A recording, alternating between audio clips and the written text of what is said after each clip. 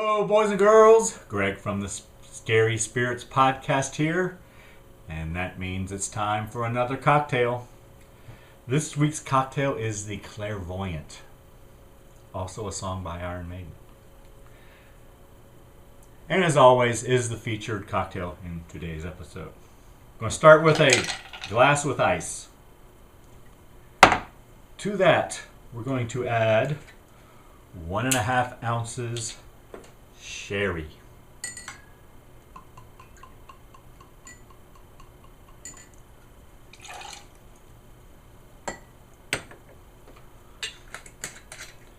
Next, 1.5 ounces dry vermouth.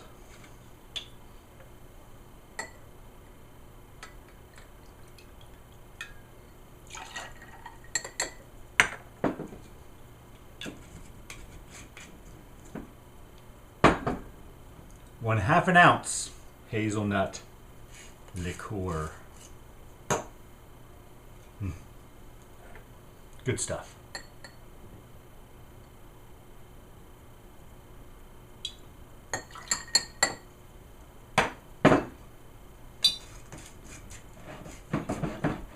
And finally, a dash of bitters.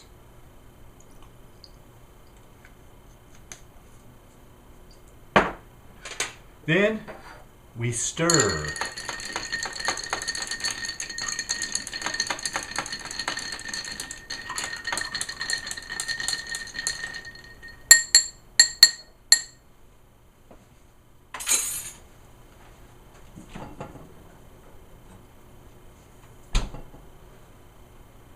Then we take our chilled coupe glass. Closest thing I have anyway. And we strain it in there. Classy.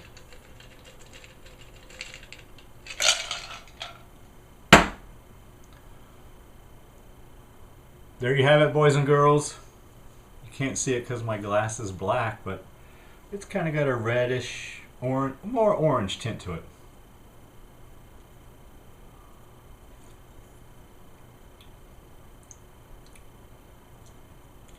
Not bad. Thanks for watching. Hope you enjoy the podcast. See ya.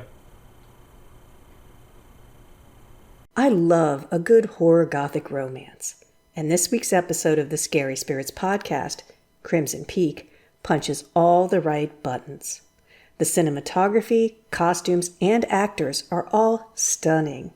An added bonus is the strong female leads and the old decrepit mansion, which almost becomes another character in itself. The film overall is just beautiful, but Greg has one small suggestion. He thinks perhaps more erotica in this romantic mystery would greatly enhance the overall experience. And I must say, this time, I agree. Cheers! Welcome to the Scary Spirits podcast. Please be advised that the presenters may use adult language and/or discuss adult situations. This podcast is not intended for younger listeners or those that may be easily offended. So, if you're ready, let's go.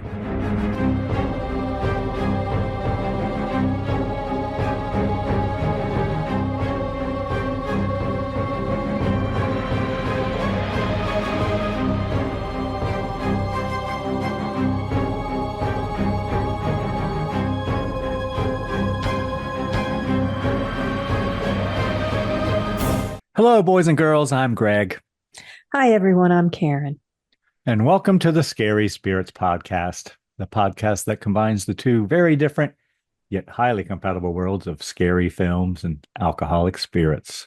What could possibly go wrong? Indeed. How are you, Karen? You know what that intro reminds me of? We chat before he goes, "Are you ready?"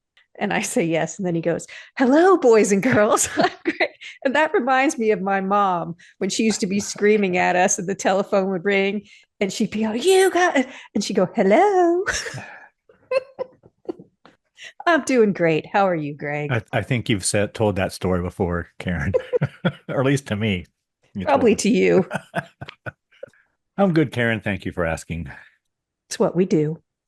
Karen, I believe this film was your choice, was it? Was it not? It was.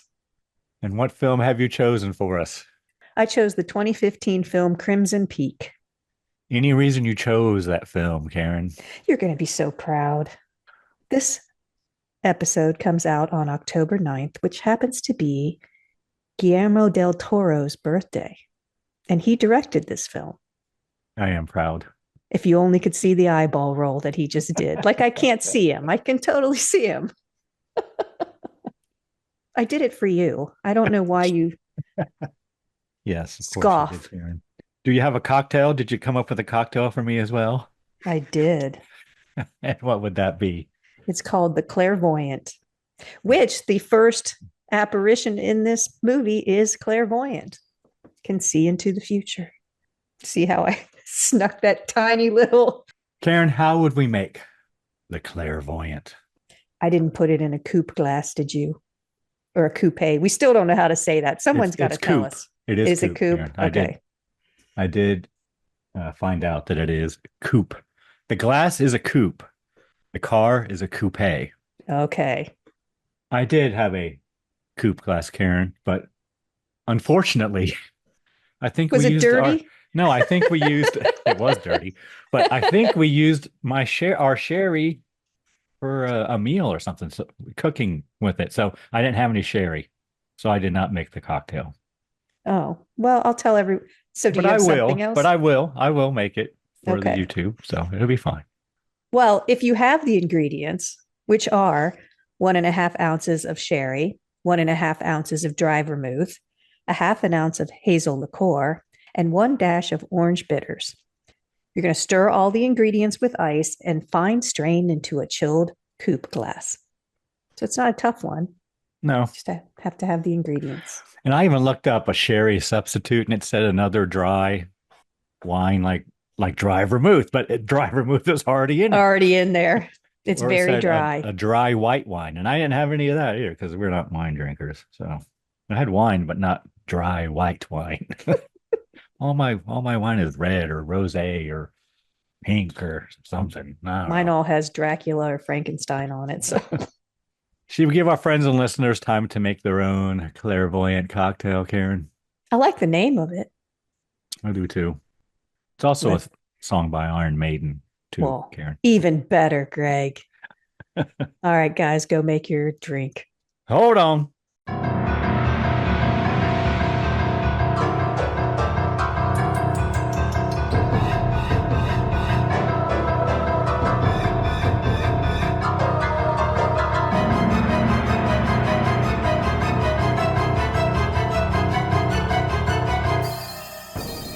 And we're back.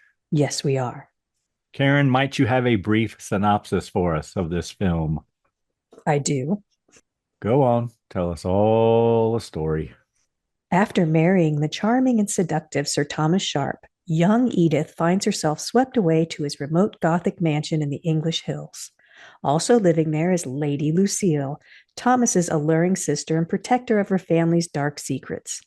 Able to communicate with the dead, Edith tries to decipher the mystery behind the ghostly visions that haunt her new home. As she comes closer to the truth, Edith may learn that true monsters are made of flesh and blood. Thank you, Karen. We are a match. Pretty good one. Yeah, I agree. All right, Karen, tell me everything you really enjoyed about this film. Anything you liked? Well, I'll start by saying I'd never even heard of this film, so I didn't know what I was in for. And second of all, it's free if you have Amazon Prime. Bonus. So I like that. I loved this movie. I thought it was great. Yeah, I did. The sets, amazing. The costumes, amazing. It's almost like it's a Hammer film. It's just notch up from a Hammer film, though. But the attention to detail. Is it? I thought so. I like that there were strong female leads in it. It had an Alice in Wonderland kind of feel to it, which I think she might have played Alice in Wonderland in Tim Burton's movie, which maybe it might be why I thought that. There's romance. There's, fate. wound into it. The story is good and weird and creepy. The acting is very well done. It's very well cast, I thought. I liked everything about it. I just kept watching it thinking, this is the kind of movie that Dr. Craig would have someone write a thesis about, because it obviously has symbolism, a lot in there. It's the kind of movie I would watch it again to try to see the things that I missed the first time. I think every time you watch it, you're going to see something different and new. And boys and girls, Dr. Craig was a professor we had on one of our episodes from, where's he from, Karen? Appalachian State. Yes, Appalachian State. I didn't want to say it wrong. But he has a class on horror films. Yeah. Yeah. I mean, there's just such strong symbolism in it. You can just tell. I mean, it just was so beautifully shot.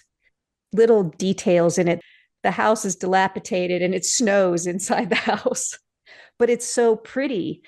In the background of what they're doing, there's just snow lightly falling, and it's just really pretty. The music went well with what was going on. Everything, I liked it a lot. What did you like about it? Anything? So I have several things written down. I agree. It's beautiful. It is, there are some nice shots. I agree about that too. It's well acted, and I think it's well written and very suspenseful. The effects are good too. Effects are pretty good. Yeah. I think there's symbolism there too, because every ghost was a different color, I think. That's the kind of thing I want to rewatch and say, was every ghost? I think every ghost was a different color. I don't know. Black and red is all I remember. Well, and he was white when he came back. Oh, he was white. Music, I didn't really notice the music when you mentioned music, but then once I was thinking, I'm like, well, the piano is all I really noticed. Well, that heightens it. Yeah. There were times I didn't know if it was music, but then I thought it was just music playing, soundtrack. But then we walk into a room and there she's playing the piano. I'm like, oh, yeah. Okay. So it's just Gothic romance with horror thrown in, which kind of checks all my boxes. Okay. I don't think there's any sequel potential, Karen. Unless they go back to the house for something. I don't know. But yeah, I did notice that.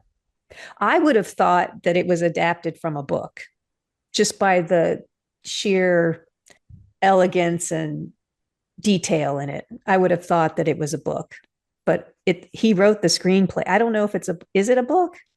I didn't think so. It was. He wrote the screenplay along with Matthew Robbins. To be honest, and not to like, you always say you wanted to see more of certain ladies. I think you could have in this movie and it would have been fine. Yes, I agree. Well. And it's one of its warnings is nudity. Yeah, and you didn't really have any, but we get to see Tom, what's his name's butt. His butt. Yes, we got to see two cheeks. I did write that down, I remember. But I'm saying it could have been done and it would have been done well, I think, if it was in there. It might have even added to it a little bit. Some of their nightgowns or whatever were kind of skimpy, but it wasn't overly revealing, I wouldn't say. No, they had the usual white nightgowns. But not quite the hammer see-through ones. They were a little thicker, little thicker.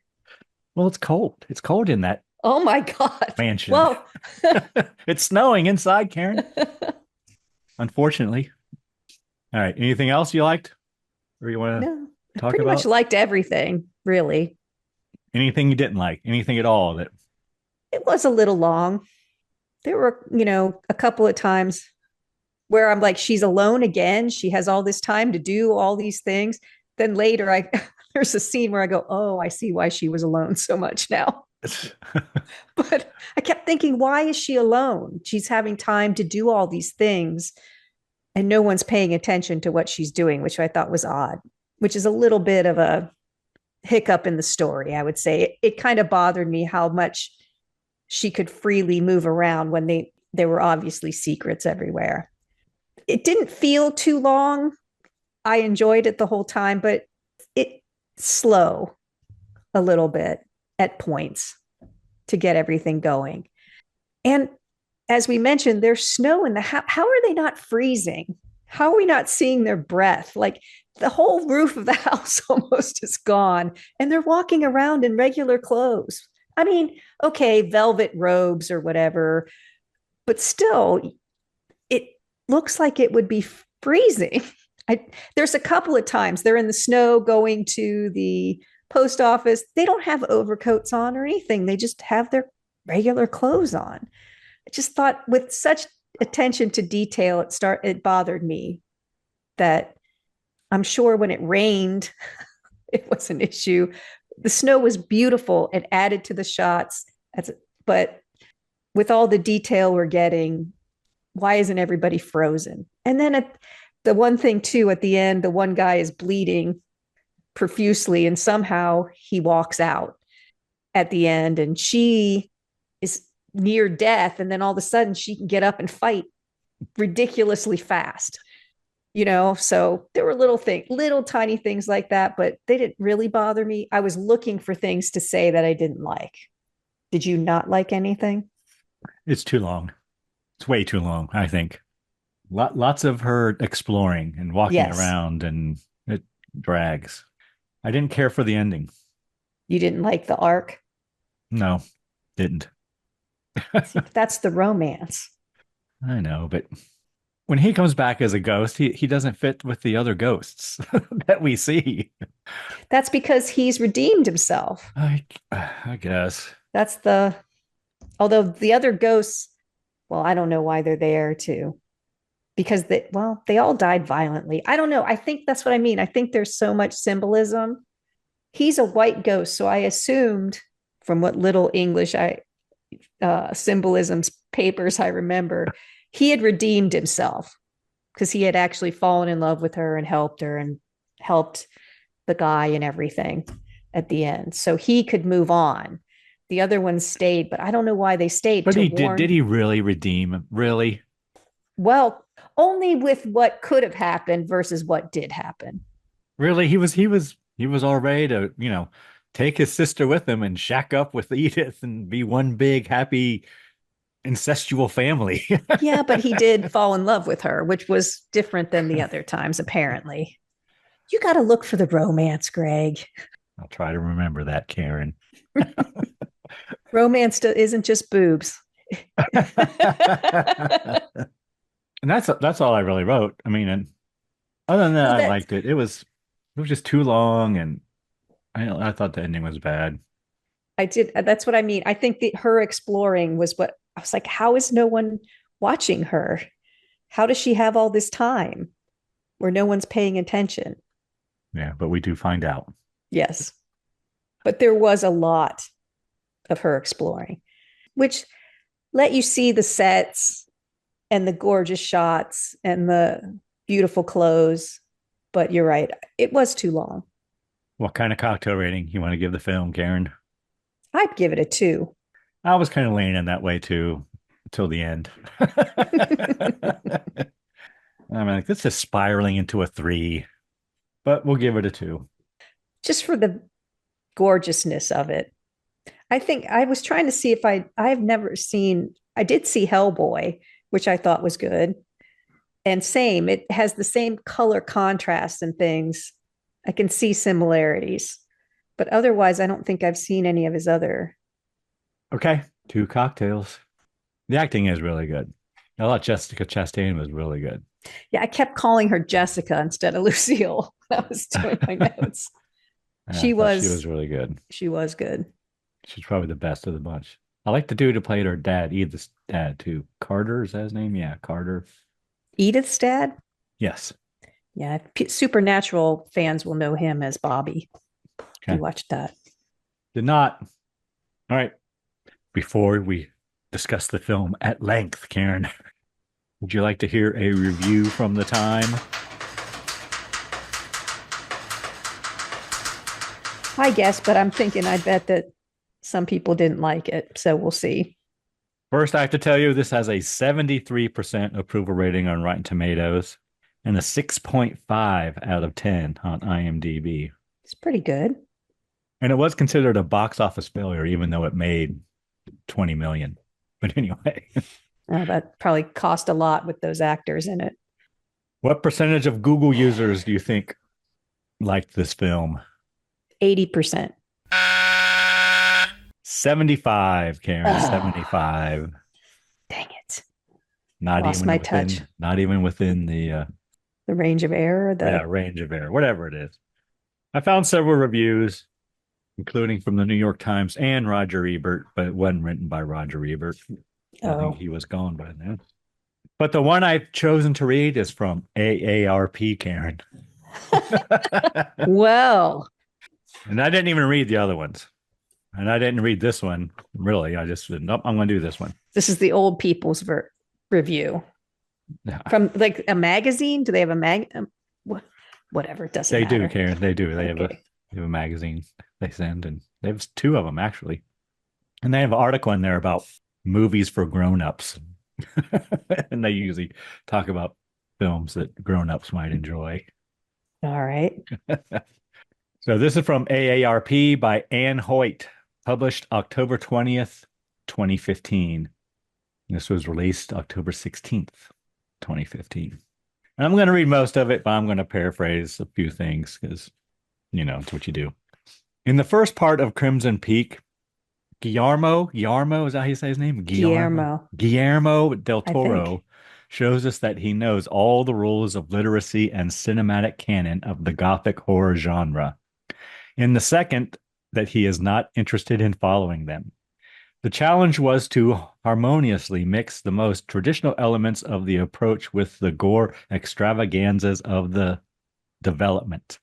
You could say that Crimson Peak begins with the elegance and subtlety of The Age of Innocence, directed by Martin Scorsese, 1993, and ends with the kitsch of Santo versus the Vampire Woman, directed by Alfonso Corona Blake, 1962. But it is evident that the Mexican director had fun along the way and that he hopes the public will too. Story begins in Buffalo, New York, Karen, in Woohoo. 19th century. This initial plot outline has clear echoes of American novelists of the time, such as Edith Wharton and Henry James, or rather, of films based on those writers. Like Olivia de Havilland in The Heiress, Edith Cushing is a young woman poorly versed in the arts of seduction. When Thomas Sharp, an attractive English aristocrat, courts her, her father suspects that his motivation is rather economic, and he is not wrong. An unexpected event allows Edith to marry Thomas. So much for the references to cinema and classical literature. By moving the story to England, Del Toro also reverses the rules of the genre, and with them the geographical location that, in theory, belongs to them. That is, the modern part of the New World remains in England and the classical part in the United States. Like Manderley in Rebecca, a sinister mansion in the English countryside welcomes Edith upon her return from her honeymoon. Upon entering the dilapidated Allerdale Hall, Del Toro also introduces us to another stylistic universe, the walls that sweat the red clay on which the house is situated, the brightly colored decorations, the heavy velvet curtains, and above all, the huge hole in the ceiling at the entrance through which the elements filter in. It is evident that the Sharps are in need of money, and their dark intentions toward Edith float in the air and are a central part of the suspense. From her arrival, Edith begins to see ghosts that have very graphic shapes and strong colors. They are not just curtains moved by the wind, as in Rebecca. Although the references to classic genre continue, subtlety is left behind. In Crimson Peak, there is no real central psychological conflict in the story, and secrets remain largely hidden. The characters are archetypal, and this is also reflected in the performance, which seems like variations of others in the films of a similar genre in which the three protagonists appeared. Chastain in Miss Julie, Wasikowski in Alice in Wonderland, and Hiddleston in Only Lovers Left Alive. By his own admission, Del Toro decided to pay homage to the English company Hammer, which There you go. specialized in low-budget science fiction and gothic horror films, whose heyday was in the 1960s and whose stars were actors such as Christopher Lee and Peter Cushing. hence Edith's surname. Del Toro's mansion contains all the kitsch and cartoonish elements of the Hammer Studios, but he inexplicably leads out one of the most important, Karen. Terrible blood. Eroticism. Ah, see? In this B-class cinema, ghosts were a pretext for showing the half-naked bodies of beautiful young women running around scared in transparent nightgowns. The same Gothic horror literature was used covertly to talk about sex in the repressive Victorian era. The vampire bite as a substitution for penetration. This would not be so serious if it were not for the lack of eroticism that extends to all areas of the story. The merit of Crimson Peak is due in large part to the quote-unquote ghosts that do not appear on screen. The artistic set and costume designers. The result is a beautiful staging in the center of which there is a hole as large as the roof of the mansion itself. Well, we picked up that they could have had more boobs, see? I agree with it. Could have been better. We're getting better at this. We can almost write reviews now. All right, Karen, are you ready to get into it scene by scene? Let's go. I have 6 pages of notes. It's a long movie. It's a long movie. All right. Crimson Peak, 2015. Rated R. I assume you watched it on Amazon Prime because it was free, Karen, or included? Included, yes. It's rated R for nudity, which there is none, except for the Tom's rear butt. end. Violence, foul language, and sexual content. Not near enough. Film opens and we see a blonde girl with her face cut. And she gives a soliloquy. Talks about ghosts are real. This much I know. And apparently she can see her mother's ghost. Then we cut to her as a girl in bed crying.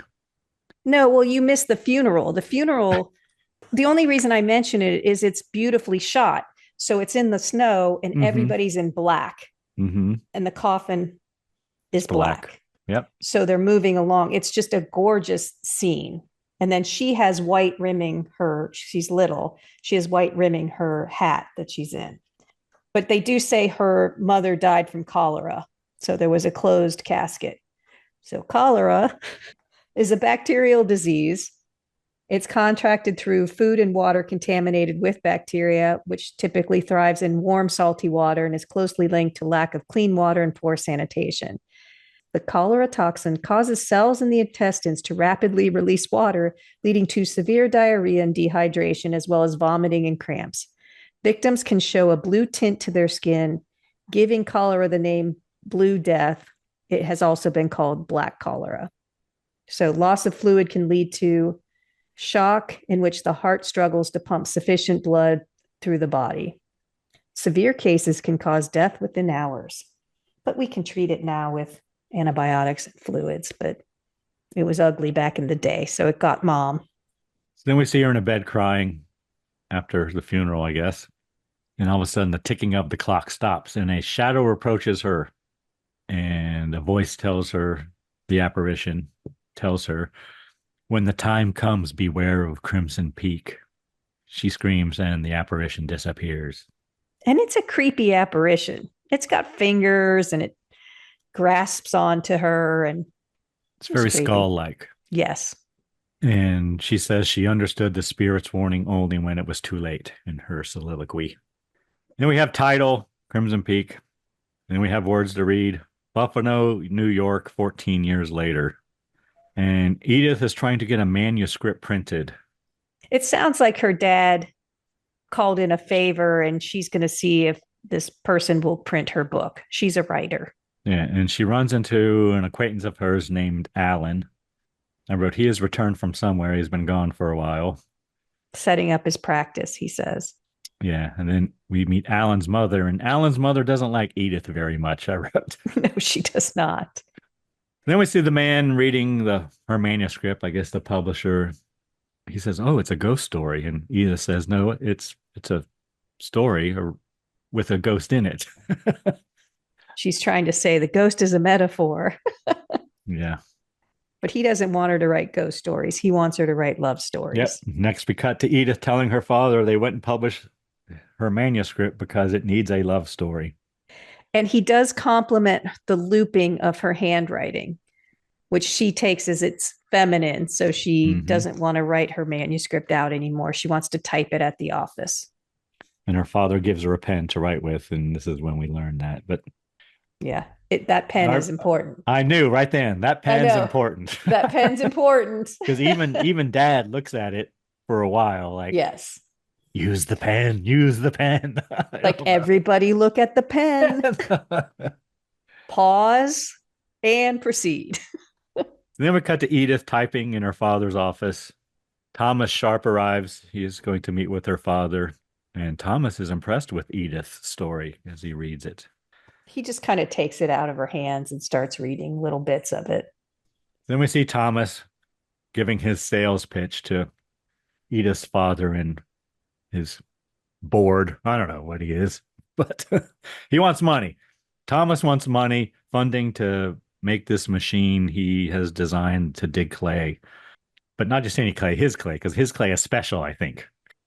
Well, okay, so he says his clay can produce the strongest bricks around, and he's trying to tell them. And I don't know if are they architects?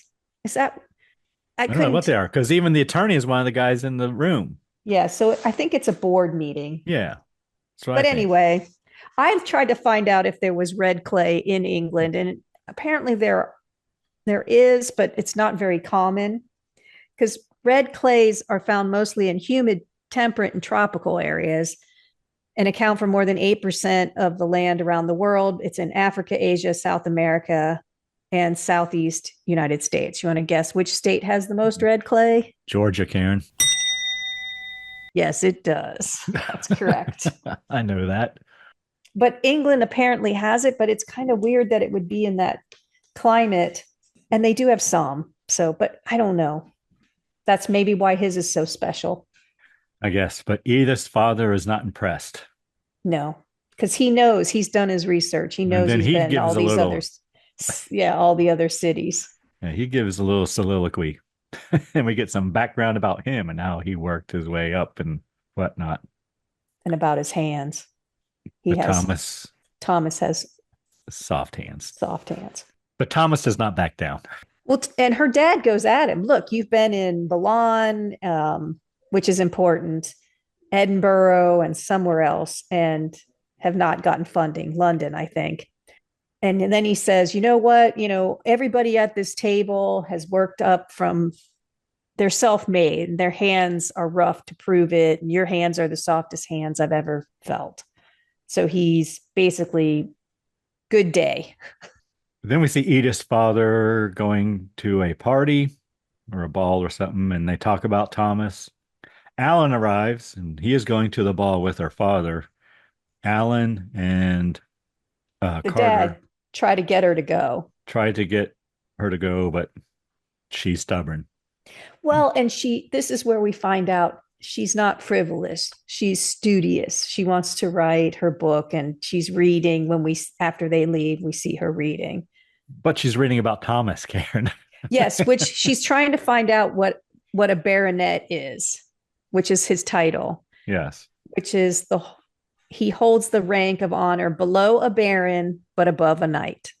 So then we see, like I said, Edith reading about Thomas and his family, but there's a noise from behind her, and someone is trying to open the door. The door opens. Edith goes to close it and sees the apparition. The door handle's moving. It was creepy. It was Uh-huh. She is much, much braver at many points in this film than I would ever be. If that was happening to my doorknob, I would not get up and go investigate. Yeah, it scares her, and she asks what it wants. Then the apparition comes through the door and tells her again to beware of Crimson Peak. Door opens, and it's the maid. And she tells Edith that Thomas Sharp is downstairs. He refuses to leave. He wants to talk to Edith.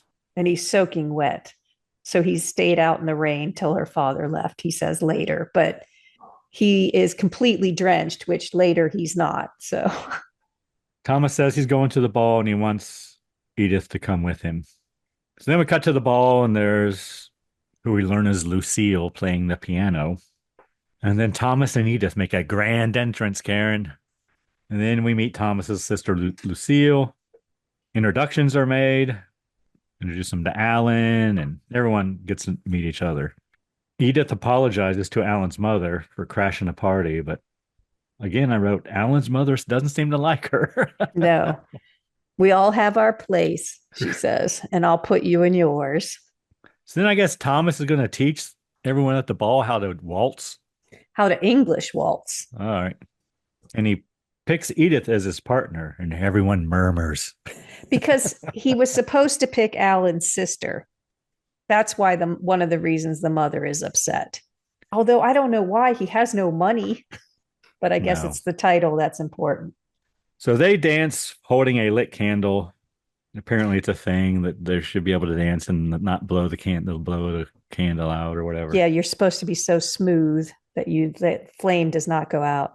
I think you and Jamie should try that sometime. Dance around the waltz, see if the flame goes out. What makes you think we haven't danced around with candles, Karen? Well, maybe not a waltz, but that's what the sticking point was for me, was the waltz part. So they dance, the candle flickers, but does not appear to go out. And I wrote, that would make me dizzy after that dance was over. Spinning around in circles, going around in a circle. Yeah, wow. It's like a teacup ride. And the crowd erupts with applause. All I have is sister, not happy. Dad, not happy. Alan's mom, not happy. Eunice, I think, is the daughter or something, not happy. So, but Thomas and Edith are. Yeah, Edith blows out the candle, and I just wrote, her father does not seem pleased. No.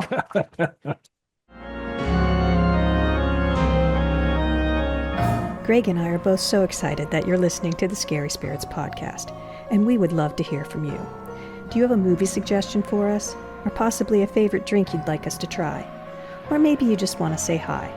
If so, you can email us at info@scaryspirits.com. Thank you so much for your support. Now back to the show.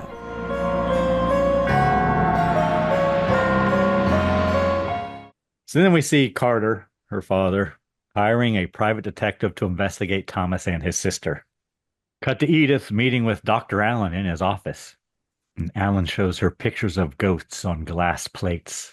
Yeah, so he's trying to show interest in what she's interested in. He's an ophthalmologist.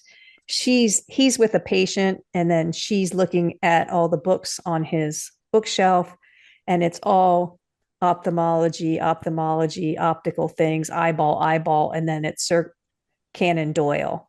And he says, well, Sir Doyle was an ophthalmologist like I was. So I thought, well, was he?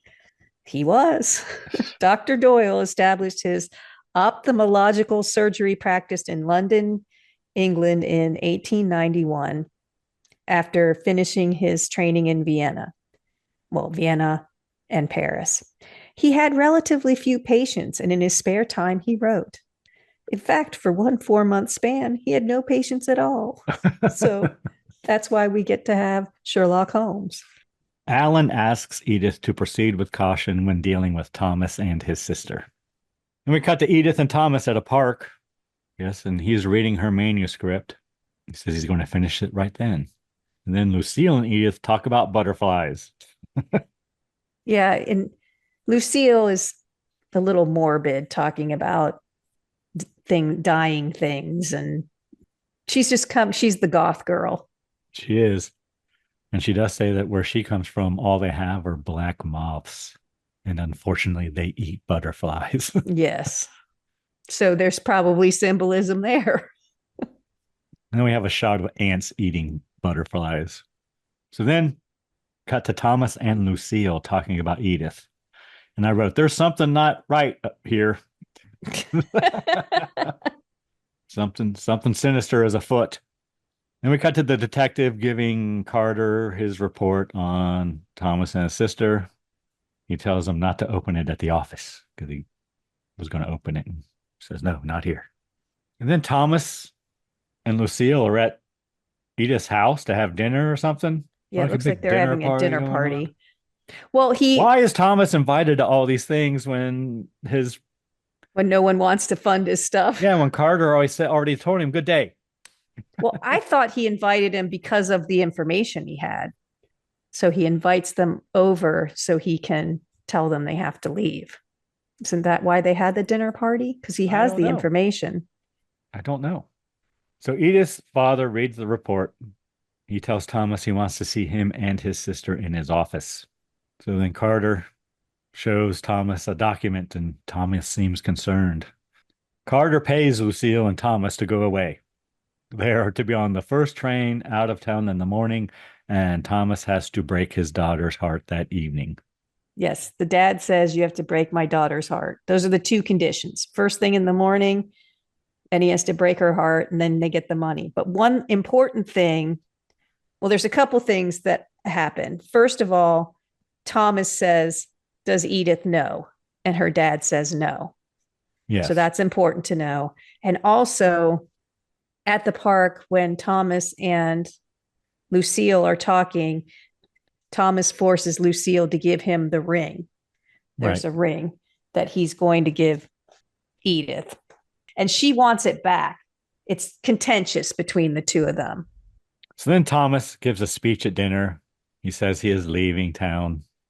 Edith runs out. Thomas runs after her, and then he rips her manuscript to pieces. Yes. And Edith slaps him as a crowd gathers. So he does break her heart. Then we see Carter at the club shaving, as you do, Karen. I think we saw him another time briefly did. Where he said, I like to go early to the club because no one's around and it's peaceful. So that's where he hires the detective. Yes.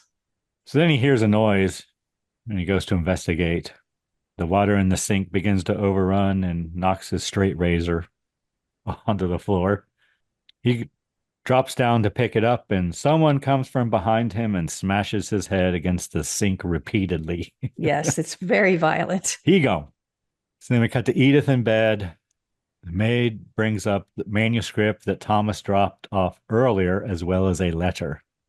Yes, so she's crying, as you do, in bed when someone breaks your heart, right? And then the maid comes in and says, he's dropped off the manuscript. She's like, just put it over there. And the maid says, and the letter too. And that perks her up a little bit. So Edith reads the letter. She puts on her glasses too. So she looks studious. And in the letter, Thomas tells her that her father made him break her heart. So then Edith rushes to the hotel to try to catch Thomas before he leaves. But the maids there tell him it's too late. They've already left. But surprise, Thomas is still there. Dun, da, da. He can't leave. He is very romantic about how if they're not together, he would die.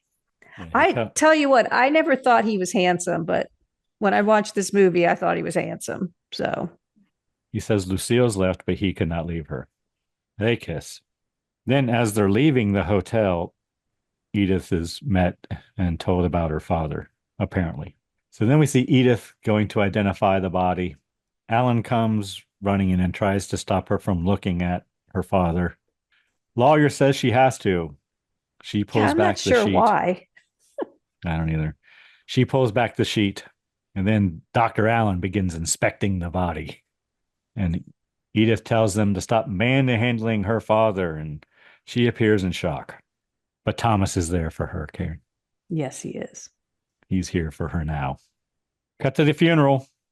Thomas and Alan trade stares, Karen. And Edith is wearing the ring Thomas got from his sister. So they're engaged.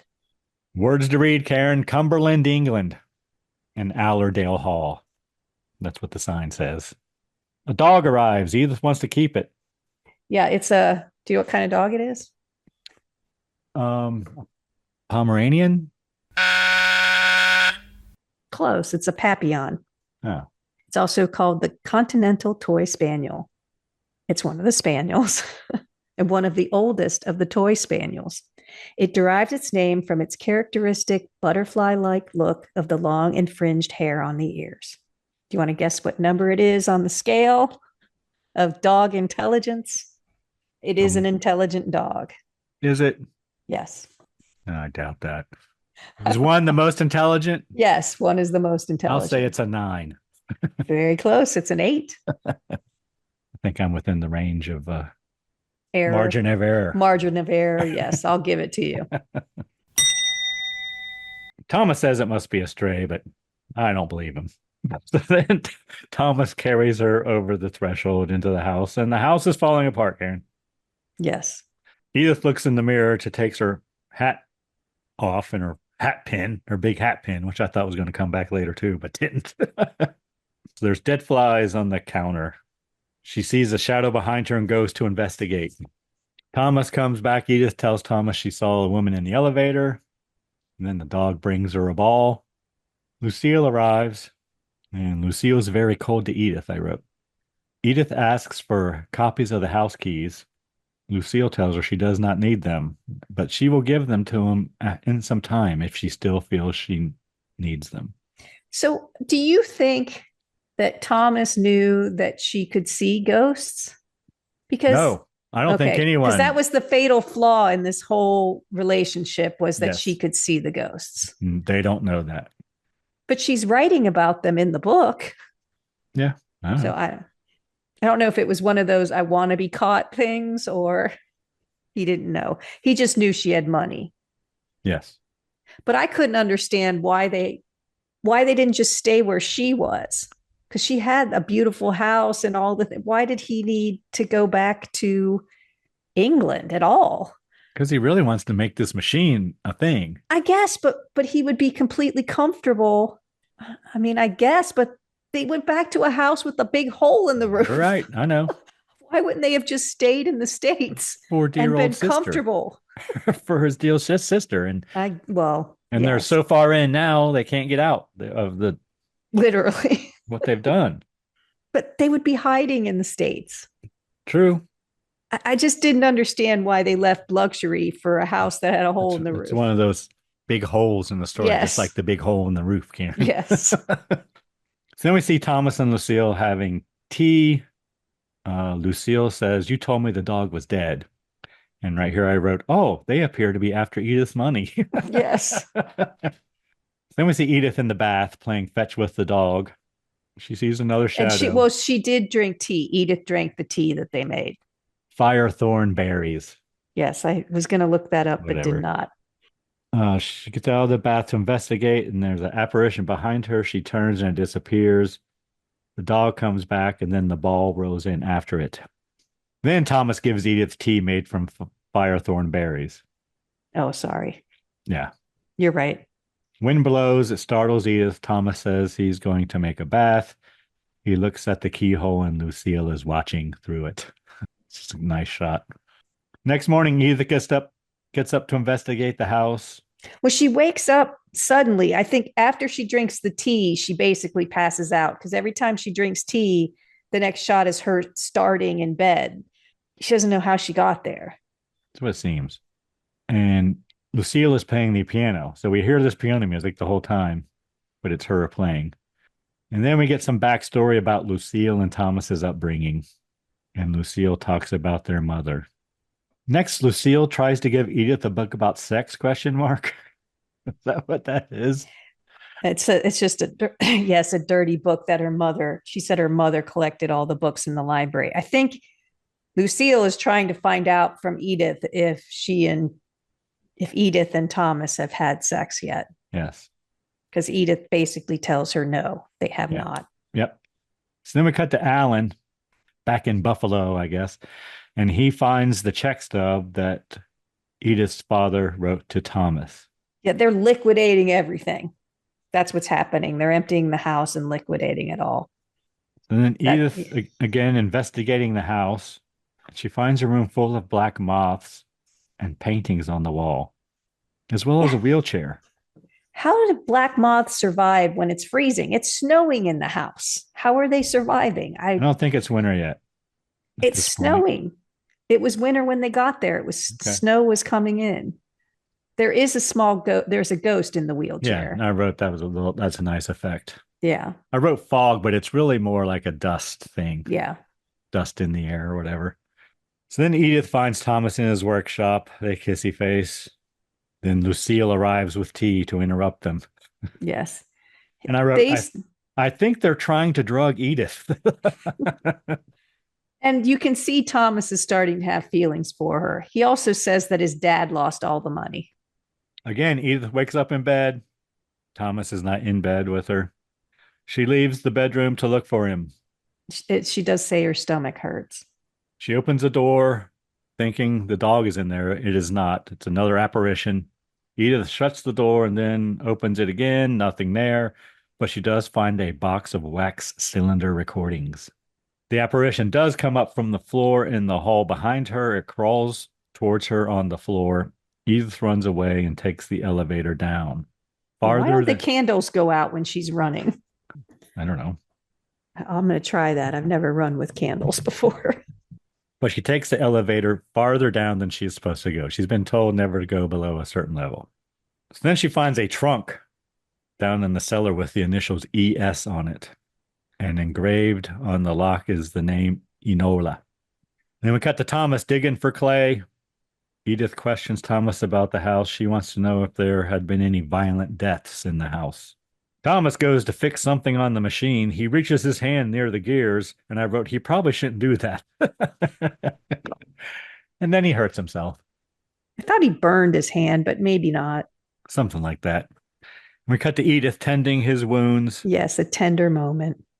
Thomas tells her that his mother used to call the winter Crimson Peak from the red in the clay and how it stained the snow or something. Yeah, it's a cool effect. But Edith freaks out a little bit. Then we cut to Alan and the lawyer meeting in a cemetery. Lawyer tells Alan that Edith has ordered all her assets transferred to England, and she is investing in Thomas's machine, apparently. Alan tells the lawyer about the check. Lawyer tells Alan about the private detective that Carter hired. Alan's going to find that guy, I said. And then we cut to Edith dreaming. Tall black figure. Edith wakes up coughing up blood. Once again, Thomas is not in bed. Then Edith gets up and tries to communicate with the apparition. And she is struck by unseen forces, I wrote. Yes, she says something like, if you're here with me, give me a sign, touch my hand. And then it grabs her hand so hard she falls to the ground. Then she goes to investigate a noise. Again, she's more investigating. Yes. And she sees we find a red body in a bathtub, another apparition, I guess, with a meat cleaver in its head. Yes. It gets out of the tub and walks towards Edith. Apparently it's a female apparition. It tells Edith that his blood will be on her hands. Edith tells Thomas and Lucia about what she saw. They try to convince her it was a bad dream. Edith gaslighting her. She has to leave. Lucille tells her that this is your home now. Yeah, Edith wants out. And you have nowhere else to go. Then later, Lucille and Thomas talking. Lucille wants to know how she knows about Mother. Thomas is going to take her to get parts for the machine with him the next day. He thinks some fresh air will help. Lucille says once she signs the final paperwork, she wants it done quickly. So Edith and Thomas in town. They take a carriage in the snow. How are they not freezing? But he's getting his machine parts. He gets all excited over the parts in it's like the post office kind of thing. Yeah, Edith picks up her mail. And there's a letter for her from Milan, but it's just to the missus. And they are invited to stay in town to take shelter from the snow. Yes, because Edith wants to spend the night there. Then we cut to Alan meeting with the detective. Detective gives Alan all the paperwork he found, and we learn that Thomas is already married. He also gets the forwarding address of where they're sending everything from the hotel in England, in the hotel, but it doesn't matter. But yeah, he finds out, and he gets a newspaper article about the murders at the house. And then we cut to Edith and Thomas getting ready for bed. Edith likes the small room much better than the house they're at. She tries to convince him to leave. They can live anywhere. Then they kissy face and have relations. They arrive back at the house the next day. Lucille is not happy that not they did at not come all. home the previous wait, night. You forgot to mention the butt cheeks. I already did. Yeah, but I think they're worth re-mentioning. Go ahead. Proceed. She was afraid that they might have had an accident. And then Lucille notices the letters. But she's excited because she thinks they're the letters from the United States, that it's almost over. Yes. Then Edith sees a key on Lucille's keyring with the name Enola on it, and she steals the key. Lucille is very upset because they stayed in town. She covers it by saying she was worried about them, but you can tell something's off, that she really is upset that they stayed together, spent the night together. She's so upset that she grabs the handle of a very hot pan. She's cooking breakfast. She doesn't even know, like, you see that a couple of times with her. I think it's supposed to kind of show us she's a sociopath or something, but she just grabs the pan and it's hot because Edith just used a towel to move it. So then we see Edith reading her letters, and apparently the final installment of her inheritance requires her signature, the letter from the lawyer. She goes to sign, but first reads the other letter from Milan or whatever, and it is addressed to Enola when she opens it, and it's in French or something. Probably Italian if it's from Milan. Whatever. So then Edith goes down to the cellar to the trunk and unlocks it. Cut to Thomas working on his machine, and he steps into the snow and his footprints are red. Inside the trunk, Edith finds a gramophone and several envelopes. Next, she breaks the lock on one of the vats of red clay and stirs it. I don't know what the hell she's doing that for. Yeah. And I wrote it looks a little like hammer blood, Karen. Yes, it does. It does. Big vats of hammer blood. And she leaves, walks away, and a skeleton does come up in it. Pops up from the mud. Yeah. With a bashed in skull, Karen. No, I didn't notice that. Yes. So then we see Edith and Thomas looking at the machine. It needs more coal. Lucille looks for the key and notices that one of her keys is missing from the key ring. I guess it's Lucille and Thomas. Whatever. So she runs into the house to look for Edith. Edith hides the document. Lucille arrives. Edith asks for some cold water. Lucille sets her keyring down very deliberately, it appears. Yes. And she goes to get her a glass of water. Edith replaces the key she took onto the ring. See, I would have just dropped the key somewhere in the house. I wouldn't have put it back, because then it would be like, oh, it must have fallen off your key ring, I guess. Just dropped it randomly somewhere. Okay, so now Lucille knows that Edith knows, and Edith knows what Lucille knows. Like, they're all starting to figure it out, but nobody's telling each other what they know. Edith tells Lucille the letters arrived for the final transfer of her inheritance. Lucille takes her keys and leaves, and the Enola key is back on the ring, she notices. In the middle of the night, Edith sneaks downstairs and listens to the gramophone wax cylinder recordings, and they're recordings of one of his wives. And she finds photos of the woman with the dog and a baby as well. The woman says she is crying on the wax recordings and that she has been poisoned. The woman coughs on the recording, and Edith coughs again, and blood comes up. She says the poison is in the tea on the recording. Edith says she has to get out of there, and she runs out to a blizzard. Yes, it's knee-deep snow and a whiteout, basically. Edith wakes up in bed. Lucille brings her tea. Lucille tells her they found her at the bottom of the stairs. Edith refuses the tea, but she does take the food. Yeah, I don't know why she did that. Yeah, Lucille tells Edith that her father hated her mother and that he broke her leg. Lucille's dark. Yes, she is. Then Thomas arrives with a wheelchair, and Thomas tells Edith to never drink the tea. Yeah, see, this is his redemption arc is starting. Thomas confronts his sister. Thomas doesn't want to hurt Edith. Lucille tells him they must. They will be taken away and locked up, and Thomas will be hung. Next, we see Alan arriving in town, and he wants to get to Allerdale Hall. Men won't rent him or sell him a horse or anything. And so it's a 4-hour walk. He intends to go on foot. He just walks out the door. There's no way. And then he asks the man to meet him there after the storm. Cut to Edith. Puking blood. In her wheelchair, coughing up blood. She hears a noise again and investigates. She It's a wheels out baby onto the crying. Yeah. onto the balcony and sees the apparition. And this time it does have a baby. And she asks the apparition what she wants of her, and the apparition points to a room, apparently. Edith enters the room to find Thomas and Lucille having relations, Karen. So this is where I go, oh, that's why she's alone a lot. Because she's always by herself.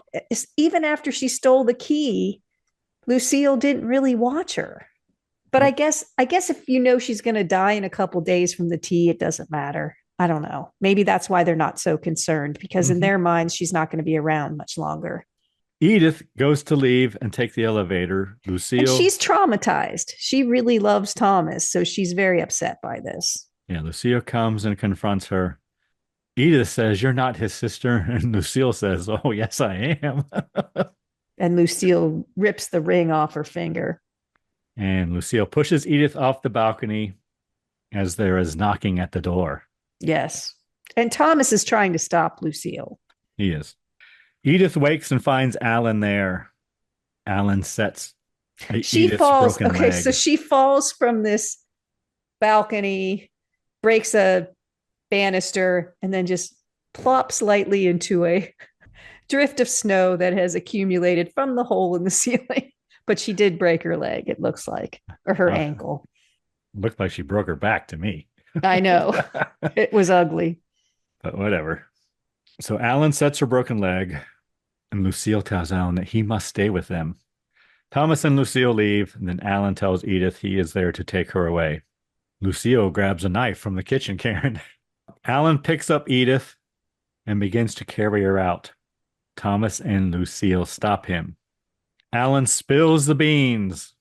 He knows all about what they've been doing. Tells them all about what the detective found.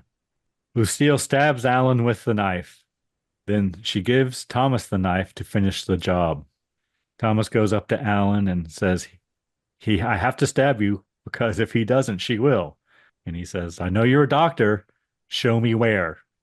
Yeah, but he's saying it quietly to him. So Alan shows him where to stab him so that it will not be a lethal wound. And then there's a nice shot of red snow.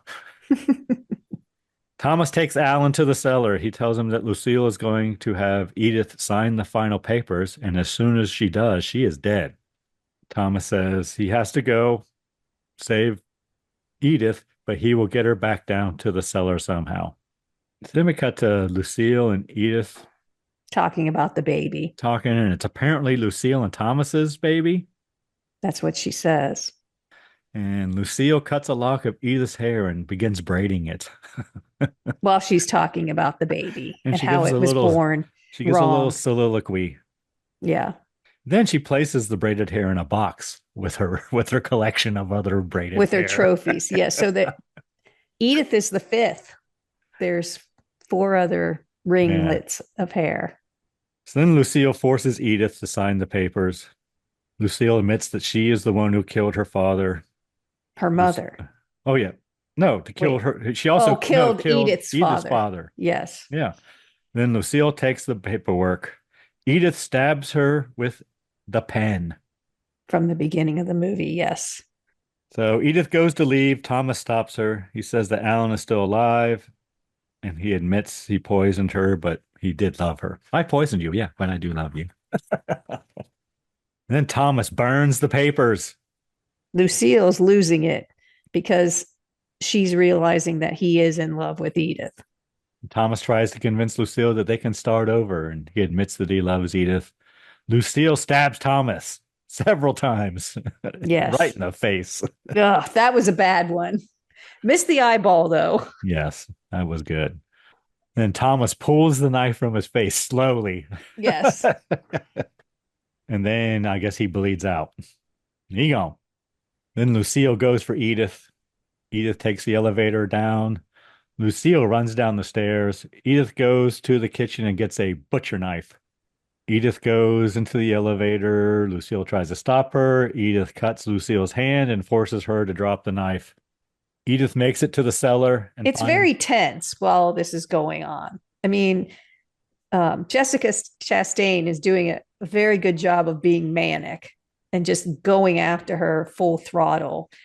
And Edith, it's all that's happening. Basically, there's a big fight happening here, Yeah. but there's a lot of tension in it and suspense and, Edith makes it to the cellar and finds Alan. She tells Alan Lucille is coming and she promises to get him out of there. Lucille arrives and then she takes the meat cleaver she used to kill her mother with. She yes, kept which it was as a souvenir. it was under a stone in the basement. Edith grabs her knife, her butcher knife. Edith runs up the clay machine and out into the snow. Lucille follows her. Lucille starts up the machine, and then she grabs the butcher knife from Edith with her hand. Grabs the blade with her hand. Yeah, she and just pulls it from her. yeah. So her hand is getting cut and there's blood everywhere. Then Edith grabs a shovel. Lucille says she won't stop until either I Edith kill is you dead or you kill me. me. Yeah. And then the ghost of Thomas arrives, Karen. So Edith is looking at Lucille and she says, "Help me."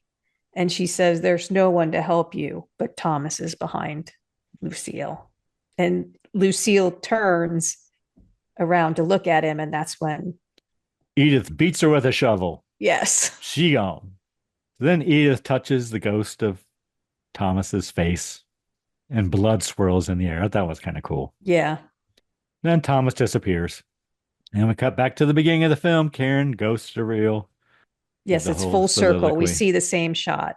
Alan and Edith leave the house and the townsfolk are arriving. The dog's with them, right? Pretty sure that. No, I thought it No. was. I think Lucille killed the dog. The dog. I was going to go back and watch it again to see. Inside the house, the ghost of Lucille plays the piano. Credits the end. Yeah, see, Lucille is stuck in the house, but Thomas got to move on. Okay. But I don't know why the wives are stuck in the house then, because they didn't do anything. They were violently killed, but so was Thomas. I don't know. Yeah, but Edith's mother wasn't violently killed. She died from cholera. Why is she stuck in the house?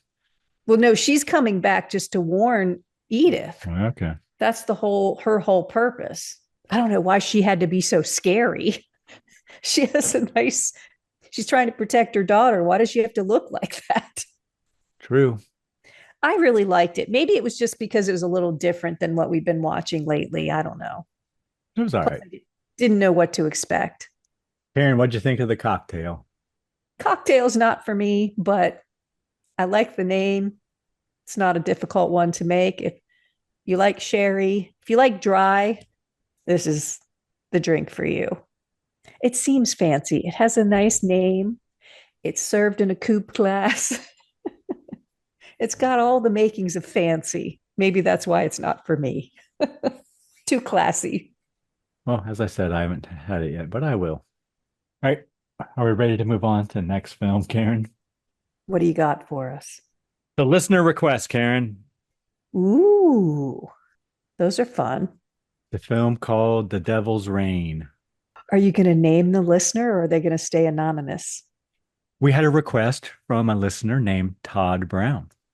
He asked us to do The Devil's Reign, which is a film from 1975, Karen. Did he mention why he wanted us to do that? Is it his favorite, or he just said, Did not. this is He one said, I hey, want? you guys do The Devil's Reign? Okay. Yeah, sure. Yeah, we're easy. We'll do it. Yeah, we're givers. Yeah. The cocktail I have, Karen, is called the Red Devil. Nice. How do you make that? Well, we're going to need vodka, peach schnapps, Southern Comfort, Oh, my Lord. or whatever whiskey, whatever you want to do. Gin, Oh, my God. triple sec, orange juice, and Thank grenadine, you. Karen. Thank you. Yeah. Wow. 1.5 ounces vodka, 1.5 ounces peach schnapps, 1.5 ounces Southern Comfort, 1.5 ounces gin, 2 Yikes. ounces triple sec, 2 ounces orange juice, and then grenadine. Oh, my God. Mix into an ice-filled cocktail shaker. Add the juice and grenadine and shake. Is that for one or two? Serve in a 10 to 12 ounce glass. Oh, my goodness. That is one cocktail. That's almost worse than the gremlin cocktail. I think it is. Yeah, they do say you might want to have half of one. So that will be next week.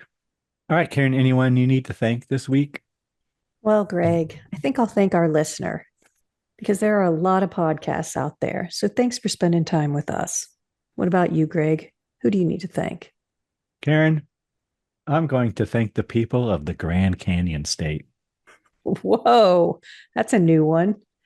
Are they number 5 on the list or are they actually at the top? They were number 2 again, Oh. next to Pennsylvania. Awesome. Do you know what the Grand Canyon State is, Karen? Is it Colorado? Arizona, Karen. Arizona. Crap. I told you, don't go after geography. I'm never going to get it right. Never seen the Grand Canyon though, so. Was there anything we learned today? Oh, we forgot about that. We did learn some stuff, didn't we? We learned about cholera, what a baronet was, that Sir Arthur Conan Doyle was indeed an ophthalmologist, the Papillon dog, and a little bit about red clay and where you find it. Yep. Lots of good information, as usual. Something about, and the Clairvoyant is also an Iron Maiden song. Yes. I think everyone knows that, though, Karen. Oh, yeah. That's common knowledge. I also need to thank the band Verse 13 for providing all the music in the Scary Spirits podcast. Music definitely makes the podcast better. Anything else, Karen? Please drink responsibly. Yes. Hey, it's Karen, and I'm here to talk to you about getting social with us. Did you know you can follow us on Facebook, Instagram, and YouTube at Scary Spirits Podcast? Or check out our website, scaryspirits.com.